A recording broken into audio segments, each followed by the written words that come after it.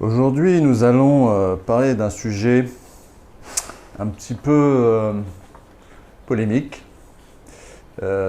zémorien, pourrions-nous dire. C'est quoi être un Européen pour les Asiatiques? Alors, je vais parler du point de vue asiatique parce que je vis en Asie. Et vous savez, les Français de l'étranger ont la chance de pouvoir percevoir comment notre culture, notre civilisation européenne et française en particulier est perçue, ressentie à l'étranger. Et notamment en Asie, où les Chinois sont extrêmement présents, la diaspora chinoise dans toute l'Asie est présente, comme une élite, on va dire, commerçante, affaires, mais également médecins, scientifiques, etc. Comment les Chinois en particulier perçoivent l'Europe? Et c'est tout à fait par hasard, en regardant, parce que je suis un peu le développement technologique chinois, et notamment tout ce qui est électrique, voitures électriques, etc., parce qu'ils sont vraiment très innovants en la matière. Ils sont, pour ceux qui n'auraient pas encore compris, les Chinois innovent énormément, notamment dans les batteries et dans les voitures électriques. D'ailleurs, Toyota va utiliser de la technologie chinoise. Et c'est en regardant une vidéo sur une des grandes marques de voitures chinoises que je vais vous mettre bientôt. Je la mettrai en accéléré parce que c'est pas, je veux dire, je fais pas une promotion pour une marque chinoise, mais cette vidéo est intéressante. Alors, je vais la mettre maintenant. Vous allez la regarder en accéléré. Et ensuite, je vais vous poser une question par rapport à ça. Donc, voilà, c'est parti.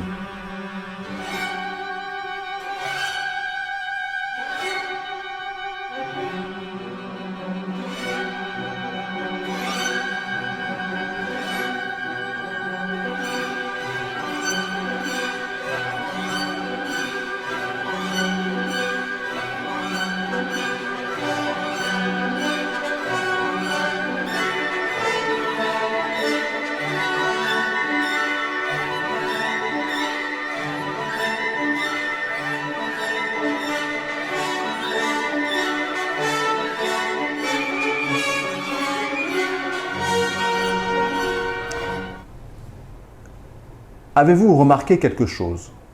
Avez-vous remarqué que dans cette vidéo, d'abord les Chinois ont choisi l'Allemagne comme le constructeur automobile premier au monde, enfin je veux dire en termes de qualité, en termes d'image, et ils interrogent donc des Allemands. Et vous avez sans doute remarqué que ce film serait quasiment, je dirais pas interdit, mais imaginez que ce soit un Européen, un Allemand qui ait fait ce film.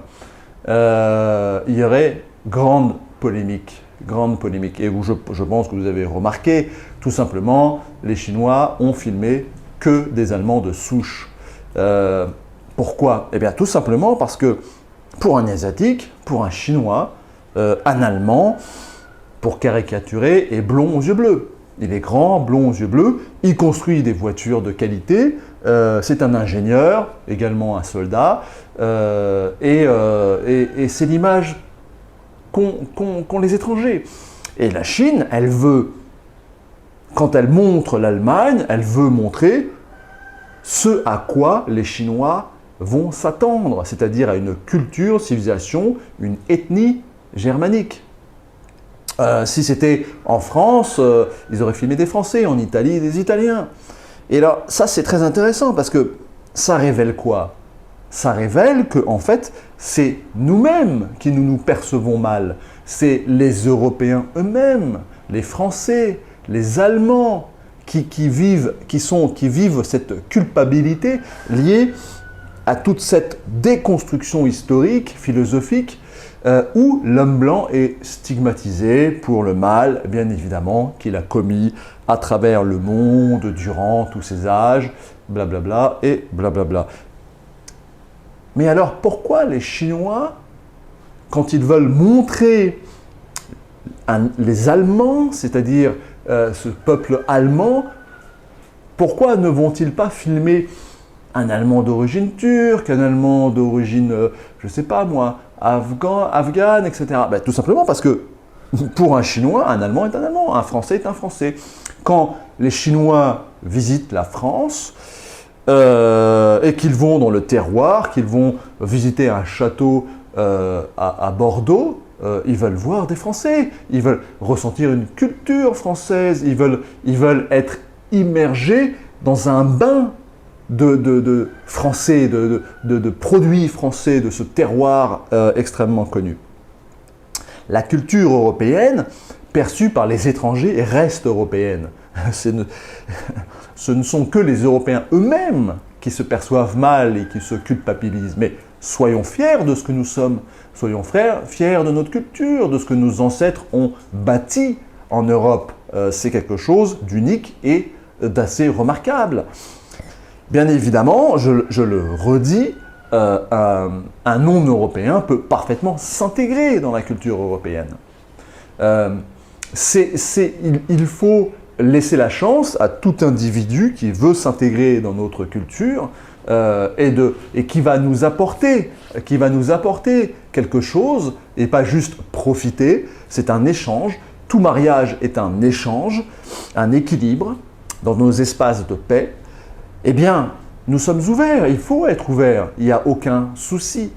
Mais il faut préserver cette identité, cette culture que les Chinois eux-mêmes cherchent et imaginent vis-à-vis de la culture européenne. Ne décevons pas les Chinois. Hein? Un Européen doit rester tout de même encore européen pour au moins quelques centaines d'années. Après, petit à petit, les choses évoluent comme partout. Alors, être européen pour un Asiatique, être français pour un Asiatique, c'est avant tout l'image de la qualité, des produits de qualité. Alors sachez-le, c'est que, et notamment les produits français, restent une référence de qualification et de qualité. D'accord ? Alors bien évidemment, les produits cosmétiques, les produits de luxe français, etc. sont tout à fait connus et recherchés, mais pas que, aussi le côté engineering, le côté scientifique, le côté médical, le côté militaire également. Tout cela démontre le savoir-faire européen. Et croyez-moi, encore aujourd'hui, pour un Asiatique, pour un Chinois, un Cambodgien, un Laotien, un Thaïlandais, un Indonésien, un Malaisien, un Vietnamien, la France et l'Europe en général représentent la qualité de production, le savoir-faire et également le terroir. D'accord ? Les produits européens, et notamment français, italiens, sont extrêmement bien perçus en Asie. Extrêmement bien perçus en Asie. Et avant toute chose, un étranger veut voir en Europe une culture européenne. Et au sens large, je le redis, nous ne sommes pas en 1930, au sens large, une ethnie européenne. D'accord ? Pourquoi dans ce film de promotionnel où les Chinois montrent leurs voitures de luxe à des Allemands habitués à Mercedes, etc., ils ont filmé des Allemands de souche. Parce que c'est l'image d'un Allemand en Chine. Voilà. Ça veut dire quoi ? Ça veut dire qu'il faut être fier de ce que nous sommes. Être européen, c'est bénéficier d'un héritage qui n'est pas de quelques centaines d'années ou de quelques milliers d'années. C'est bien plus ancien que cela. Alors, d'un petit point de vue historique, je vais vous refaire une petite trame de ce que c'est que l'Europe, très rapidement, et après j'arrêterai parce que c'est une petite vidéo légère et amusante. D'abord, sachez que au jour d'aujourd'hui, et ça peut changer parce que nous ne sommes pas à l'abri d'une découverte fortuite, mais au jour d'aujourd'hui, l'hominidé le plus ancien au monde, trouvé, les traces, date à peu près de 7,2 millions d'années, et ce n'est pas en Afrique, mais en Grèce que nous avons trouvé ces restes. Alors qu'est-ce que ça veut dire ? Ça veut dire qu'au stade actuel, l'ancêtre supposé de la lignée humaine et non humaines d'ailleurs, parce qu'on parle là d'hominidés, donc d'Homo erectus, enfin nos très très très lointains ancêtres, possible, d'accord, parce que rien n'est sûr dans cette science qui est quand même très très dépendante des dernières découvertes archéologiques, eh bien ça serait un out of Europa et non pas un out of Africa, d'accord. C'est une parenthèse intéressante intellectuellement, mais qui n'a aucune incidence parce que de toute manière, alors oui, rappelons-le, nous sommes tous de la même espèce, nous sommes de l'espèce Homo sapiens, qui s'est elle-même hybridée avec d'autres espèces comme Néandertal en Europe et Denisova un peu plus en Asie, qui ne sont pas des Homo sapiens. Hein. Donc nous ne sommes pas une espèce pure déjà. Et ensuite, la notion de race qui existe, hein, il faut arrêter de délirer, les notions de, ou appelez ça ethnie si vous préférez, si c'est plus poli, mais c'est à peu près il y a 10 000 ans, 15 000 ans que les choses, 20 000 ans que les choses ont commencé à évoluer et à créer les civilisations que nous connaissons, donc européennes, asiatiques, africaines, sud-américaines, nord-américaines et ainsi de suite. D'accord ? Alors, 7,2 millions d'années, à titre indicatif, c'est intéressant. Les premiers habitants de l'Europe donc, sont supposés être arrivés d'Afrique, même si le plus anciennes traces d'hominidés ont été trouvées en Grèce. On suppose toujours, c'est la théorie officielle, et à la limite, ça pourrait être totalement différent. Et une fois de plus, ce n'est pas très important, parce que la spécialisation, la distinction s'est formée bien après. Mais soit. Soyons Wikipédia-like, n'est-ce pas? Soyons dans les normes. Donc, il y a environ 700 000 ans, les premiers habitants européens arrivent d'Afrique. Ce sont des Homo erectus et qui donneront Homo sapiens, Denisova par la suite.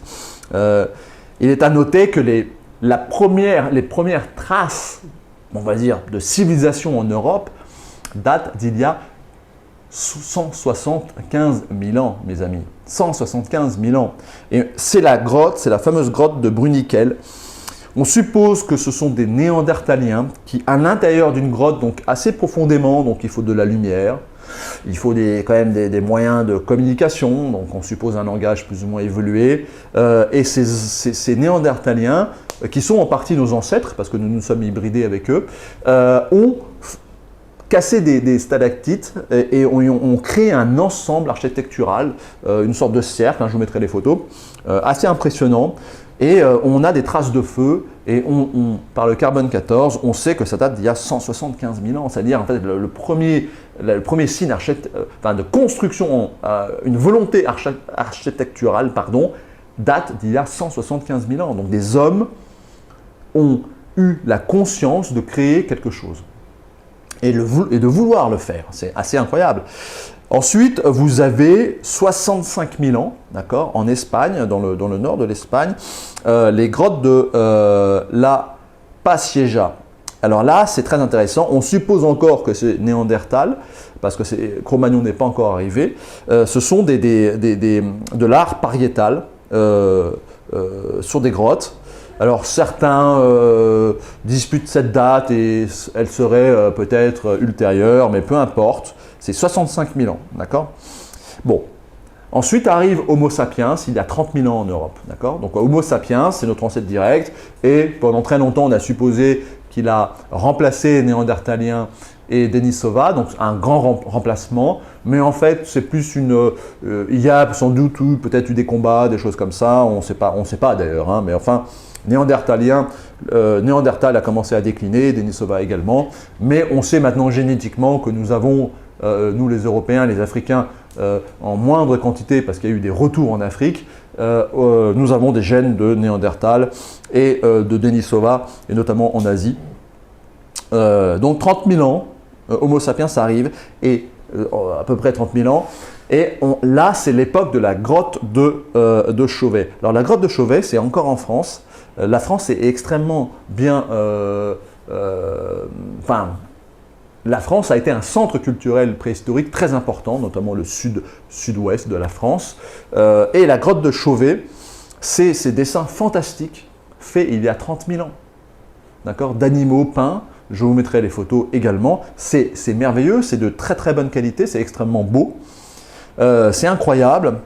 Ensuite, un peu plus tard, vous avez dans la culture solutréenne, vous avez le début d'une industrialisation, vous savez, de la coupe de silex biface. L'aiguille à chat, vous savez, l'aiguille pour coudre n'a pas été inventée par cette civilisation, mais ils l'ont perfectionnée.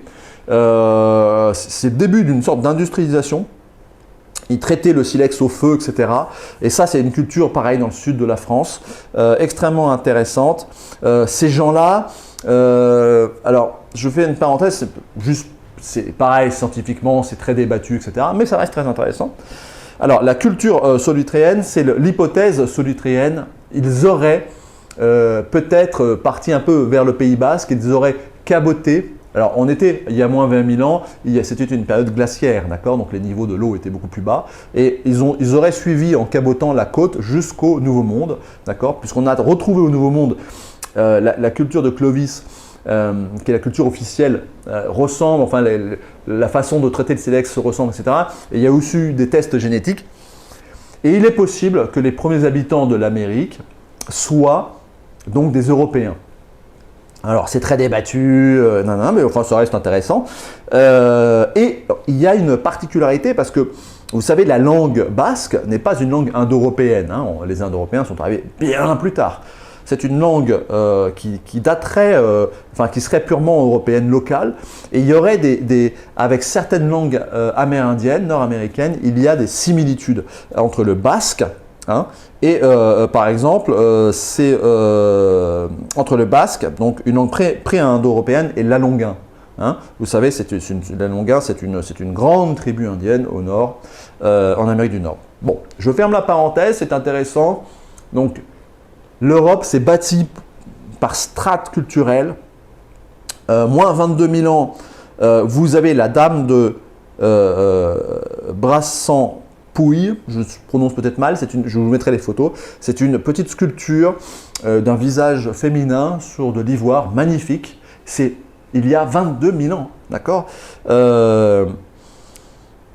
Commence à cette période-là, c'est le dernier pic glacier, d'accord? Il commence à s'opérer un changement climatique, un réchauffement climatique. Et c'est à cette même période également. Alors, comment vous expliquer ça? Nous savons aujourd'hui, d'accord, il y a 20 000 ans à peu près, il y avait donc beaucoup plus de terre qu'il n'y a aujourd'hui, puisque les océans étaient glacés. Et c'est ce qu'on appelle le Doggerland en Europe, c'est-à-dire en fait une grande partie, disons entre l'Angleterre et la Scandinavie pour faire simple, tout cet espace n'était pas sous la mer, d'accord? Et il était peuplé à cette époque-là. Donc l'Europe avait une surface quasiment doublée, on va dire, d'accord? Et on a retrouvé, alors petit à petit, réchauffement climatique, etc., les eaux montent, et on a retrouvé, les bateaux de pêche ont retrouvé de manière incessante des traces, des harpons, des choses, enfin des traces de vie sous la mer en Atlantique du Nord. Et on ne comprenait pas. Jusqu'à ce que des recherches pétrolières ont fait une cartographie du sous-sol. Et là, les archéologues, les géographes ont compris que par rapport à ces périodes glaciaires, etc., ce terrain avait été habité. D'accord? Et c'est ce qu'on appelle le Doggerland. Et c'était un terrain sans doute estimé très habité. Un territoire très habité, où certainement des pré-indo-européens vivaient, nos ancêtres directs, les Cro-Magnons, avec une culture de chasseurs-cueilleurs, et ainsi de suite. Et c'est cette culture du Doggerland. Alors, il s'opère un réchauffement climatique, il y aura un tsunami en Norvège, ça créera une catastrophe, ça fera des cataclysmes. Et ça, c'est à cette période-là, il y a à peu près 14 000 ans, il y a un réchauffement global sur la Terre et les niveaux de l'eau montent partout. Et ça, c'est l'histoire du déluge c'est une histoire commune à toutes les civilisations, d'accord? Parce qu'il y a une remontée des eaux assez violente. En Norvège, il y a un glissement de terrain sous la mer qui crée un tsunami énorme. le Doggerland est englouti. Et ça, c'est ce qui va créer toutes les histoires de l'Atlantide et ensuite par la suite. Hein. C'est une légende collective européenne. Le Doggerland, ce territoire va se transformer en île, d'accord? Alors ça, c'est peut-être les hypothèses hyperbériennes, l'Atlantide, vous voyez, tout cet imaginaire collectif que nous avons, nous, Européens. Toujours est-il que c'est ces peuples-là, cette civilisation-là du Doggerland qui a sans doute donné la civilisation des mégalithes dont je vais parler après. Donc je ferme la parenthèse parce que j'ai un livre qui s'appelle Doggerland, petite histoire du racisme, qui est une trame, sur la vie d'un jeune homme qui aura son importance durant la Seconde Guerre mondiale, mais qui parle de ces sujets-là. Je vous invite à le lire. Il sera en lien de téléchargement. Donc, 18 000 ans, il y a 18 000 ans, moins 18 000 ans, la grotte de pardon, pas la grotte de Choët, parce que j'en ai déjà parlé, la grotte de Lascaux, pareil, c'est des dessins magnifiques, de l'art pariétal extraordinaire, toujours en France, voilà, donc toujours notre héritage, vous voyez, il est conséquent, il est lourd, il est ancien.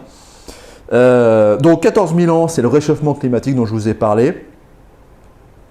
Et ensuite, c'est le début, on va dire, à partir de 10 000 ans, c'est le début de la civilisation des mégalithes. Alors la civilisation des mégalithes, elle est tout à fait particulière. D'abord, on trouve des mégalithes, ces pierres dressées, partout dans le monde. C'est quelque chose que tous les humains ont fait parce que c'est une volonté d'érection vers le ciel. C'est tout à fait symbolique, c'est le totem avant le totem. Mais il y a un cas particulier sur l'Europe et la France. C'est que le nombre est tout simplement incroyable. Et là, vous avez des alignements de Karnak, par exemple, c'est 3000 pierres, d'accord? Et ça, c'est avant les pyramides d'Égypte, d'accord, pour vous situer. Donc, nous arrivons doucement vers la civilisation des mégalithes. Et il y a 10 000 ans, les tablettes de Glosel. Alors, les tablettes de Glosel, c'est encore en France. C'est un héritage incroyable, c'est controversé, mais tout de même, ça serait le début d'une préécriture. Je rappelle que l'écriture vient de Sumer, disons 3000 ans. Là, on parle de 10 000 ans, moins 10 000 ans. Il y aurait eu des traces avec une préécriture un peu cunéiforme également. Bon, c'est un peu contesté, mais bon, voilà, ça existe. Et de toute façon, il y aura d'autres traces en Europe après, toujours avant Sumer. Hein, donc il y a une forte probabilité que le langage, écrit l'écriture, une préécriture ait débuté en Europe également, avant Sumer. Ce n'est pas prouvé, mais c'est possible. Les alignements de... Bon, donc ça c'est la civilisation des mégalithes, qui est une civilisation qui est relativement stable, peu guerrière, parce qu'on n'a pas trouvé de traces de combat, des choses comme ça. Et les Indo-Européens vont arriver en Europe, via l'Europe centrale, parce qu'ils viennent du Caucase. Les Indo-Européens, c'est une civilisation guerrière, totalement patriarcale, dans le sens actuel du terme. C'est ce qui a formé l'Europe moderne, mais sur la base de civilisations plus anciennes. D'accord ? Donc ça, c'est intéressant. Hein.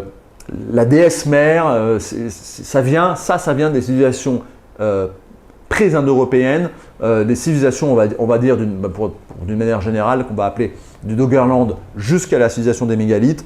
Là, c'est la déesse mère, c'est la vénération de la terre, etc. etc. Les Indo-Européens arrivent avec une culture guerrière, ils ont la roue, ils ont des armes en fer. Ce sont des ingénieurs, des bâtisseurs ingénieurs, et ils vont coloniser toute l'Europe, mais également jusqu'à l'Inde du Nord, hein, avec les Brahmanes, les Aryas, l'Iran, le Moyen-Orient, une partie du Moyen-Orient. Il y a des tribus indo-européennes, et ça, c'est ce qui va donner le fondement de la culture européenne, bien évidemment, mais mélangé avec cette culture pré-indo-européenne très importante qu'il ne faut pas négliger, absolument pas négliger.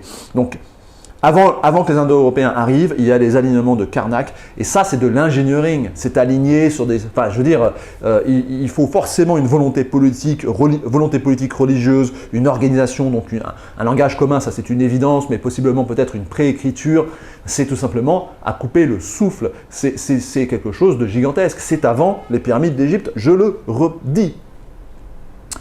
Les Indo-Européens donc arrivent 3000 ans, 2000 ans, etc. Et ça, ce sont les cultures que nous connaissons, c'est-à-dire les cultures celtes, germaniques, latines et slaves. C'est ce qui va donner, ça va donner le visage européen tel qu'on le connaît. Toutes nos langues indo-européennes ont hérité, enfin toutes les langues actuelles héritent de la langue des dialectes indo-européens. Ça va vraiment créer la civilisation celtique, qui est un héritage extrêmement lourd pour l'Europe. On va dire celto-germanique pour faire simple. Vous avez les Slaves c'est un cas à part. Il faut bien comprendre que d'une manière civilisationnelle, vous avez deux Europes. Vous avez l'Europe de l'Ouest et vous avez l'Europe de l'Est. Elles ne sont pas tout à fait identiques. L'Europe de l'Ouest, c'est une Europe individualiste. Ça, c'est la notion germanique, viking, si vous voulez, jusqu'aux vikings. Nous sommes des individualistes. Nous ne sommes pas collectifs au sens oriental du terme, dans lequel je mets un peu l'Europe de l'Est, l'Europe orientale, pouvons-nous dire. Nous sommes purement des individualistes, nous sommes des entrepreneurs individualistes. Je le redis encore, et je le dis jamais sans cesse, nous Indo-Européens, nous Européens, nous sommes un peuple d'individus armés. C'est le fondement de notre civilisation. Avant le début de l'ère de l'urbanisation qui vient d'Orient, nous étions des paysans libres armés, Et par moments, nous nous mettions ensemble et nous allions en guerre contre un autre clan ou un autre pays. Et pour cette période-là, nous allons élire un roi. Mais uniquement pour la crise, pour gérer la crise. Et ensuite, ce roi est destitué. Enfin, il ne sert plus à rien et il n'a plus aucun pouvoir. Il n'a plus un rôle actif. C'est juste pour gérer la crise, gérer la guerre.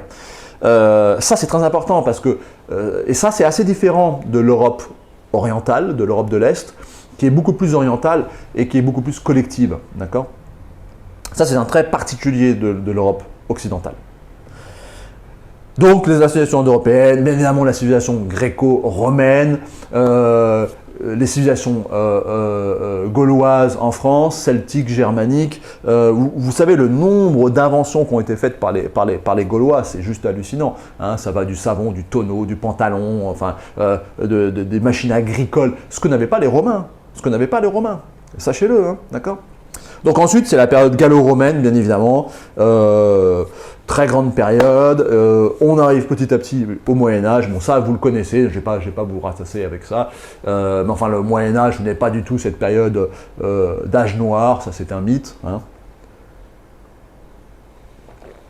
Nous n'avons jamais perdu le savoir des Grecs, c'est juste que le christianisme, la secte de Jésus orientale, hein, qui vient d'Orient, qui progresse avec l'urbanisation et la complexification du monde, a apporté dans ses bagages certaines notions intéressantes et d'autres un peu plus négatives, mais ça va de pair. On a voulu, si vous voulez, comme Rome s'est christianisée, on a voulu mettre un petit peu au pilori, on a voulu un petit peu critiquer tout ce qui était pré-chrétien, mais les Gaulois, les Grecs, les Germains, c'était des énormes civilisations. Le droit européen est hérité du droit germanique, d'accord ? Par exemple, bien évidemment grec, mais la vraie démocratie, elle vient du Nord, pas de Grèce. La démocratie grecque était une démocratie élitiste, pas du peuple, c'était les élites. Les Grecs, ils sont très orientaux, ils sont assez orientaux dans l'absolu parce que c'était des cités. Et bien évidemment, pour gérer une cité, une société complexe qui va vers la complexification, il faut une hiérarchie, etc. etc. Mais le vrai sens de liberté, de l'individu libre, paysan libre, etc., armé, ça vient du Nord, c'est germanique, celto-germanique. Mais un peu moins même les Celtes d'ailleurs, hein, parce qu'ils étaient plus, ils n'avaient pas cette notion de liberté individuelle tant importante, d'accord ? Un peu moins, on va dire. Bon, voilà, on arrive au Moyen-Âge, la culture européenne, la Renaissance, Napoléon, enfin la guerre de 30 ans, la guerre de 30 ans est extrêmement, guerre de religion, guerre de 30 ans, est extrêmement importante, c'est ce qui a fondé tout le concept de nation et de droits européens. Le droit européen vient de la guerre de 30 ans, qui était une guerre fondatrice dans la civilisation européenne. Le reste, vous le connaissez, Napoléon, Première Guerre mondiale, Deuxième Guerre mondiale, et ainsi de suite. La culture européenne, je reviens au début, la culture européenne est une culture que les étrangers veulent pouvoir voir, visiter. Il faut la protéger, la chérir. C'est quand même pas les Chinois qui vont sauver la culture européenne, ça serait quand même dramatique. D'accord? Donc oui, l'Europe a toujours été un pays ouvert, la France a toujours été un pays ouvert, accueillant des vagues migratrices. C'est absolument un fait historique. Ce n'est pas l'Allemagne ou ce n'est pas l'Irlande qui sont des pays peu touchés par des immigrations ou des vagues successives d'immigration. Tout comme la Russie a été un pays d'immigration contrôlé par les Tatars, les Huns et mélangé avec l'Asie, la France est également un peu l'entonnoir de l'Europe. Il y a toujours eu des immigrations, mais dans le respect d'assimiler la culture européenne et française. Je le redis et je vais conclure sur ce point. Quand des Chinois visitent la France, ils veulent voir la France. Ils veulent manger français, boire du vin français, écouter la langue merveilleuse française. Ils veulent voir de l'industrie française, des produits français, du luxe, etc., etc., etc. Tout le monde peut s'intégrer à la culture française. Je suis moi-même européen, mais pas français. Je n'ai pas une seule goutte de sang français, mais je suis un Français par le cœur et par la langue, qui n'est pas ma langue maternelle, mais c'est ma langue intellectuelle. C'est encore mieux. C'est ma langue de la pensée. C'est la langue de ma conception. C'est la langue qui me définit. Si tous les étrangers font cet effort d'intégration civilisationnelle, sans imposer une religion, sans imposer une loi au-dessus de la loi de la République française, il n'y a aucun problème, ces gens-là vont s'intégrer naturellement. Ensuite, il y a tout de même un point important, c'est que je ne suis pas certain que les vagues migratoires actuelles apportent plus qu'elles ne prennent à la culture française. Ce qu'il faut bien comprendre, c'est que nos ancêtres ont bâti l'Europe, les Français, vos ancêtres français ont bâti la France, ça a coûté cher en vie, en temps, en argent.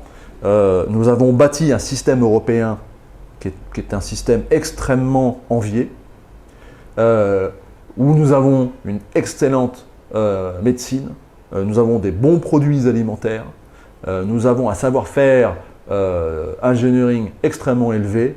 Nous, Européens, nous savons à peu près tout faire. Il faut préserver cette qualité de vie et s'il faut la protéger, il faut la protéger. On ne peut pas la détruire sous prétexte de vouloir être de bons chrétiens. D'accord ? À un moment donné, il faut protéger son écologie, c'est-à-dire son espace à soi, collectif et individuel. On partage avec les gens qu'on aime, on ne peut pas partager avec les gens qu'on n'aime pas. Et dans la vie, l'amour et la haine vont de pair. D'accord ? On ne peut pas aimer tout le monde. Et ça ne veut pas dire qu'on est méchant ou qu'on veut du mal aux autres, mais ça veut dire préserver son espace de paix. D'accord ? Et c'est très important de le comprendre. Au-delà de ce petit film rigolo sur les Allemands faits par ces Chinois, où il n'y a que de bons Allemands de souche, je vais terminer là-dessus, c'est intéressant. Vous voyez comment les étrangers nous perçoivent, ils veulent nous percevoir comme nous sommes réellement, c'est-à-dire comme étant un peuple, une civilisation, un trait particulier.